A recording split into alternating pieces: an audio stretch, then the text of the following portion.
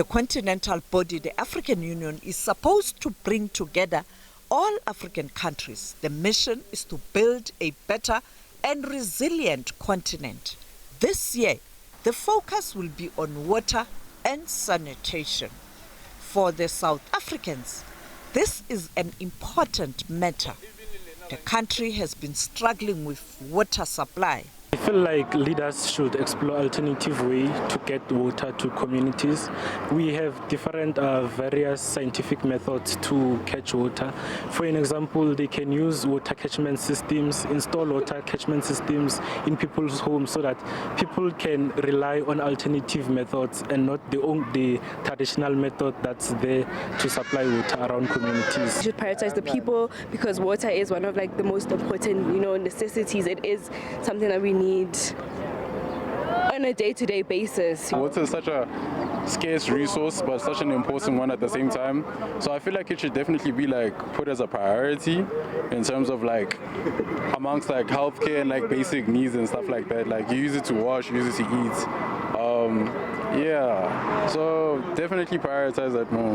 Yeah. I actually think that they should take the water crisis more seriously because we're having water outages way too often, especially because water is literally a way of life, that's what it is.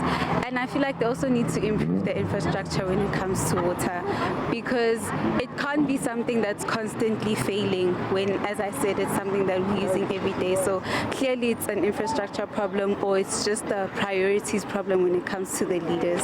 So that's a lot of things that they need to look into. The other issues that leaders will be grappling with are peace, security, and economic development. South Africa is ready to make its contribution. The Executive Council, which will be followed by the summit on Saturday 14 and 15, but prior to that is the meeting of officials and the Executive Council that will be looking into various issues of the continent, including the reform agenda of the AU itself, its structure, how it should be efficient and function, but also to look into all issues of the continent on peace, issues of Sudan, as we are aware, the biggest humanitarian crisis that the continent is facing.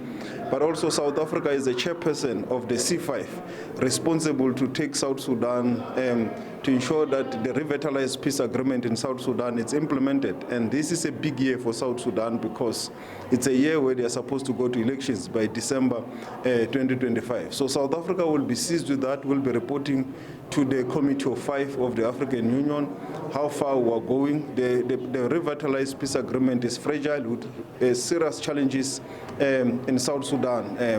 And it's a matter that we are really seized with and continue to call all the stakeholders to continue to uphold the contents of the revitalized peace agreement for peace to continue to be given a chance in South Sudan and to call for all parties and stakeholders to cease any form of hostilities and focus their work on implementation of the revitalized peace agreement.